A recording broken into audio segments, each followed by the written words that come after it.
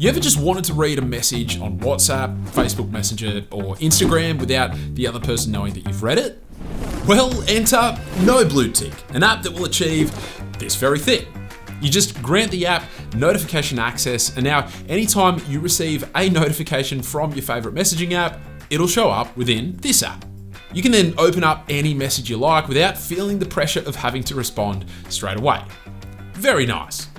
Second up today is Snipd, a really clean podcasting application with a super unique trick up its sleeve.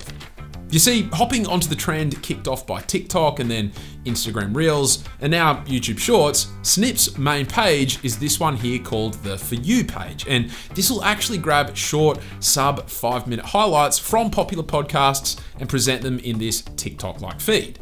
You can tap to pause and play the content and even see real-time captions as the audio content plays. You can also save podcast highlights and jump straight to that section in the full podcast episode. And man, the animations and beautiful design elements on show are seriously incredible. You can, of course, use the app as a standard podcasting application and even log in to sync your podcast playback history across different devices.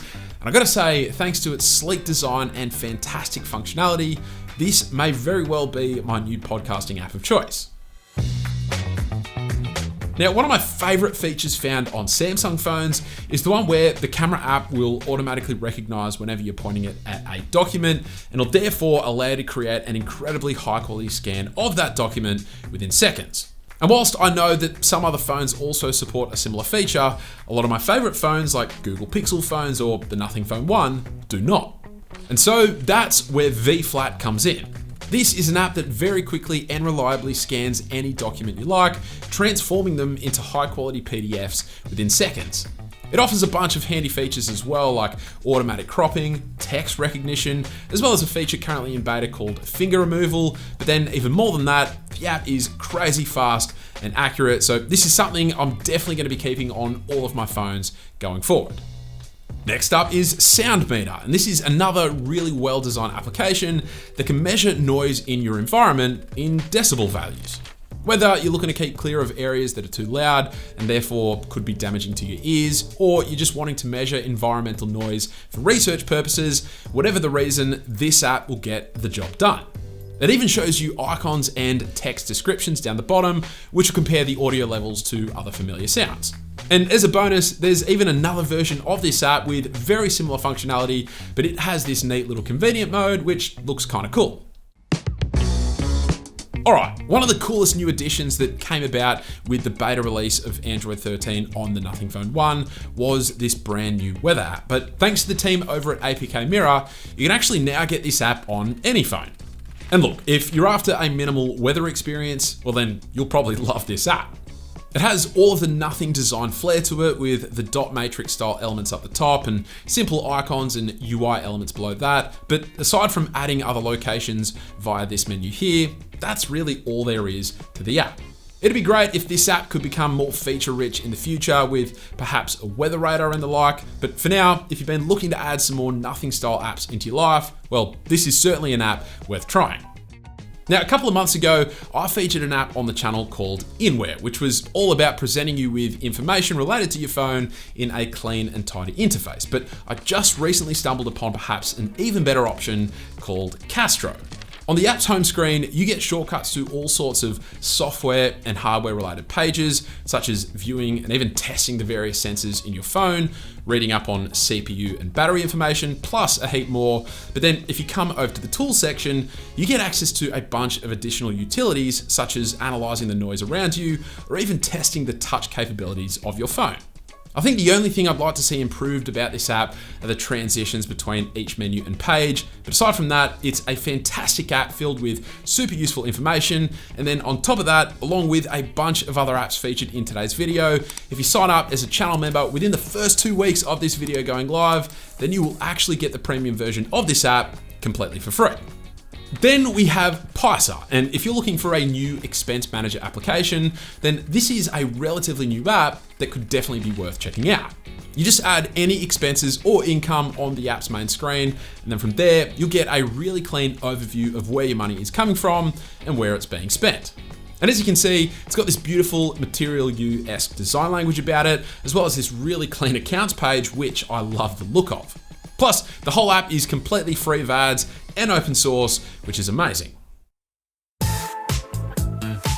Now, here's a pretty cool one. Keyboard Designer, an application that not only allows you to customize the look of your phone's keyboard, but also its functionality. So whether you want to create your own design or import one from the library of designs available on the Keyboard Designer website, or perhaps you want to swap the positions of your keys or change how big or small certain keys are, pretty much anything is fair game with Keyboard Designer. You can even add additional actions to individual keys, such as making a specific app open after long pressing the letter Z, or launching voice typing by swiping up on the spacebar. The options are nearly endless. Now, I do kind of wish that there were some cleaner keyboard designs available, perhaps replicas of stock keyboards like Gboard or the iOS keyboard, because for a lot of people, I reckon just the shortcut functionality alone is what they'd love to use without necessarily having to change the look of their keyboard. Still a very cool app worth trying. All right, second to last today is Mouse Timer. And this is actually an app I've had installed on my phone for years. And so I thought it was finally time to feature it on the channel. You get 9 different time durations to choose from. When you select your duration of choice, the length of time remaining is actually shown in the form of this little mouse character eating apples, with every bite being a second passing. And so as you can see, this is a really fun visual app, perfect for kids who perhaps find it tricky to understand the concept of time. My own kids absolutely love this app, so if you yourself have little ones or you're an uncle or auntie to some younger kids, then this app is great to have in the back pocket for a rainy day. And so finally today we have Sync for Reddit. And look, I understand that this is a pretty well-known Reddit client that's been around for a few years now, but I've literally never given it the time of day, given how outdated the design looks when you look at the screenshots found on the Google Play Store listing. But then someone on my Discord server said that the screenshots were super outdated, so I thought it was about time to check it out. And boy oh boy, does it impress. If you're all about that Material You design language, then you'll love the look of this app, and the animations and fluidity are also nothing to sneeze at as well.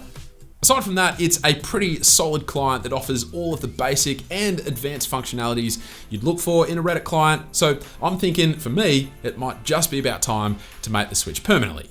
But there you have it, 10 Android applications that I reckon are pretty dang cool. Now, as mentioned, I do also have promo codes for each of my channel members for some of the apps featured in today's video, so a huge shout out to each of the developers on screen right now. And like I said, if you want to get the promo codes yourself, then all you need to do is sign up as a channel member within the first 2 weeks of this video going live, join the members only section of the channel Discord, and that's it.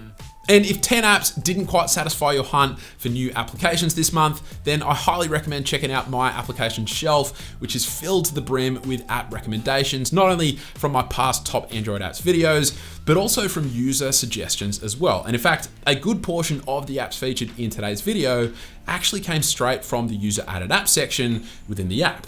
Aside from that, hopefully you enjoyed the video. Thank you all very much for watching, and I will catch you later.